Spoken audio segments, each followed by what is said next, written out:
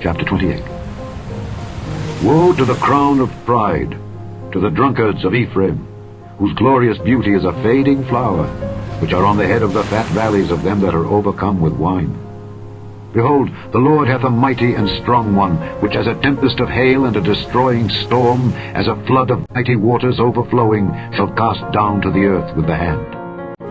The crown of pride, the drunkards of Ephraim, shall be trodden under feet, and the glorious beauty which is on the head of the fat valley shall be a fading flower, and as the hasty fruit before the summer, which when he that looketh upon it seeth, while it is yet in his hand, he eateth it up. In that day shall the Lord of hosts be for a crown of glory, and for a diadem of beauty unto the residue of his people, and for a spirit of judgment to him that sitteth in judgment, and for strength to them that turn the battle to the gate. But they also have erred through wine, and through strong drink are out of the way. The priest and the prophet have erred through strong drink.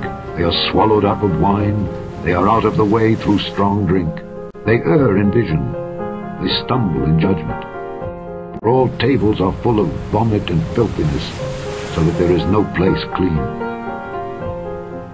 Whom shall he teach knowledge? And whom shall he make to understand doctrine? Them that are weaned from the milk and drawn from the breasts. For precept must be upon precept, precept upon precept, line upon line, line upon line, here a little and there a little. For with stammering lips and another tongue will he speak to this people, to whom he said, This is the rest wherewith ye may cause the weary to rest, and this is the refreshing. Yet they would not hear. But the word of the Lord was unto them precept upon precept, precept upon precept, line upon line, line upon line, here a little and there a little, that they might go and fall backward and be broken and snared and taken. Wherefore hear the word of the Lord, ye scornful men that rule this people which is in Jerusalem. Because ye have said, We have made a covenant with death, and with hell are we at agreement. When the overflowing scourge shall pass through, it shall not come unto us, for we have made lies our refuge, and under falsehood have we hid ourselves. Therefore, thus saith the Lord God, Behold, I lay in Zion for a foundation a stone, a tried stone, a precious cornerstone, a sure foundation. He that believeth shall not make haste. Judgment also will I lay to the line, and righteousness to the plummet.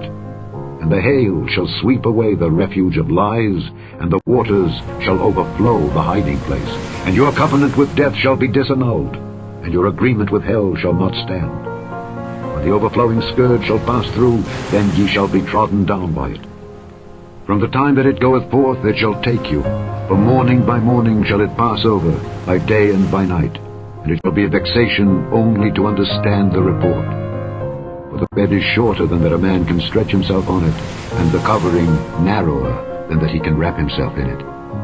For the Lord shall rise up as in Mount Perazim, he shall be wroth as in the valley of Gibeon, that he may do his work, his strange work, and bring to pass his act, his strange act. Now therefore be ye not mockers, lest your bands be made strong. For I have heard from the Lord God of hosts a consumption, even determined upon the whole earth. Give ye ear, and hear my voice. Hearken, and hear my speech. Doth the plowman plow all day to sow? Doth he open and break the clods of his ground? When he hath made plain the face thereof, doth he not cast abroad the fitches, and scatter the cummin, and cast in the principal wheat, and the appointed barley, and the rye in their place? For his God doth instruct him to discretion, and doth teach him. For the fitches are not threshed with a threshing instrument, neither is a cartwheel turned about upon the cummin.